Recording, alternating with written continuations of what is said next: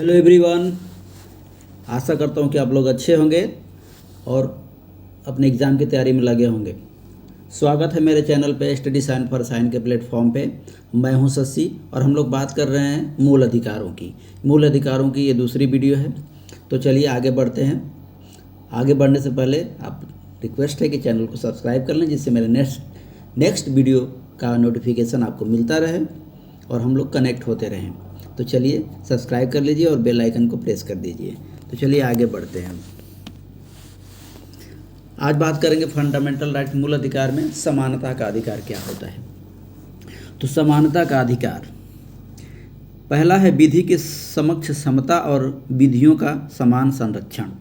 अनुच्छेद 14 में कहा गया है कि भारत के राज्य क्षेत्र में किसी व्यक्ति को विधि के समक्ष समता या विधियों के समान संरक्षण से वंचित नहीं करेगा, चाहे व्यक्ति नागरिक हो या विदेशी, सब पर यह अधिकार लागू होता है। समानता यानी विधि के समक्ष समता, विदेशी को भी अपना कानूनी अधिकार है यहाँ पे।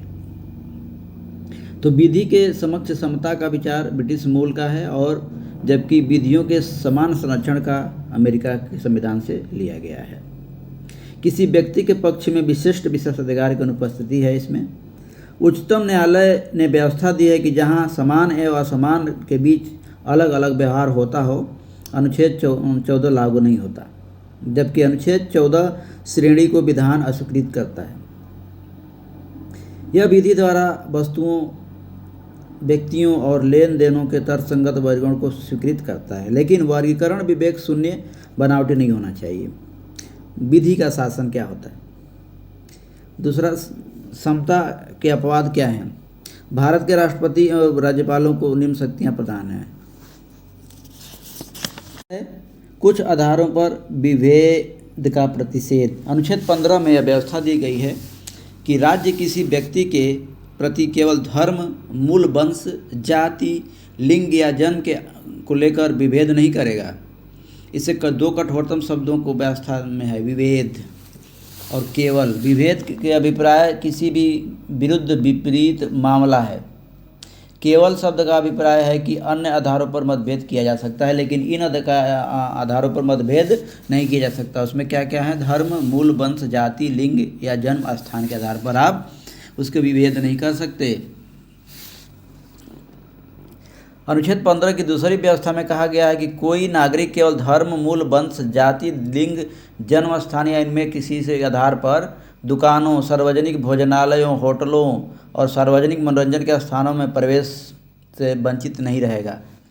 पूर्णतः या भागतः राज्य में निधि से पोषित या साधारण जनता के प्रयोग के लिए समर्पित कुओं, तालाबों, स्नान घाटों, दायित्वों, निर्बंधन या शर्त के अधीन नहीं होगा। यह प्रावधान राज्य एवं व्यक्ति दोनों के विरुद्ध विभेद का प्रतिषेध करता है, जबकि पहले प्रावधान में केवल राज्य के विरुद्ध ही प्रतिषेध का वर्णन है।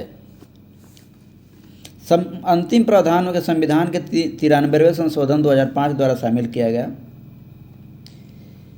राज्य को यह अधिकार है कि वह सामाजिक एवं शैक्षिक रूप से पिछड़े लोगों, अनुसूचित जाति एवं जनजाति के लोगों के उत्थान के लिए शैक्षणिक संस्थाओं में प्रवेश के लिए छूट संबंधी कोई नियम बना सकता है। ये शैक्षणिक संस्थान उच्च राज्य के अनुदान प्राप्त निजी या अल्पसंख्यक किसी प्रकार के हो सकते हैं। तो यह 93वां संशोधन द्वारा हुआ था। राज्य को इस बात की भी अनुमति होती है कि वह बच्चों या महिलाओं के विशेष व्यवस्था करे। ये विभेद में नहीं आएगा। उदाहरण के लिए स्थानीय निकायों में महिलाओं के लिए आरक्षण की व्यवस्था एवं बच्चों के लिए निःशुल्क शिक्षा की व्यवस्था शामिल है। राज्य को इसकी भी अनुमति होती है कि वह सामाजिक और शैक्षणिक रूप से पिछड़े वर्गों या अनुसूचित जाति एवं जनजाति के विकास के लिए कोई विशेष उपबंध करे। उदाहरण के लिए विधानमंडल में सीटों का आरक्षण या सार्वजनिक शैक्षणिक संस्थानों में शुल्क में छूट, ये सब शामिल है। ये विभेद में काउंट नहीं होगा। ठीक है, आगे चलते हैं। लोक नियोजन एवं के विषय में अवसर की समता। अनुच्छेद 16 में इस बात राज्य के अधीन किसी पद पर नियोजन या नियुक्ति के संबंधित विषयों में सभी नागरिकों के लिए अवसर की समता होगी, ऐसा कहा गया है अनुच्छेद 16 में। लोक नियोजन के विषय में अवसर की समता के साधारण नियम के अपवाद क्या है, ये भी जानना बहुत जरूरी है। संसद किसी विशेष रोजगार के लिए निवास की शर्त आरोपित कर सकती है, जैसा कि सार्वजनिक रोजगार जिसमें सेवा की जरूरत हो। अधिनियम 1957 कुछ वर्ष बाद 1974 में समाप्त हो गया। इसमें आंध्र प्रदेश के अतिरिक्त किसी अन्य राज्य में व्यवस्था नहीं है। राज्य नियुक्तियों में आरक्षण की व्यवस्था कर सकता है या किसी को पद को पिछड़े वर्ग के पक्ष में बना सकता है जिनका कि राज्य में समान प्रतिनिधित्व नहीं है। विधि के तहत किसी संस्था या इसके कर्मचारी, परिषद के सदस्य या किसी की धार्मिक आधार पर व्यवस्था की जा सकती है। मंडल आयोग और छोड़िए इसको, अब आगे बात करेंगे ना, दूसरे जो अधिकार हैं उसके अगले वीडियो में बात करेंगे। तो जय हिंद, वंदे मातरम, बाय बाय। जाने से पहले वीडियो को लाइक कर दें और चैनल को सब्सक्राइब कर लें, क्योंकि मेरे नेक्स्ट वीडियो का नोटिफिकेशन आपको मिलता रहे और हम लोग कनेक्ट होते रहें। जय हिंद, वंदे मातरम।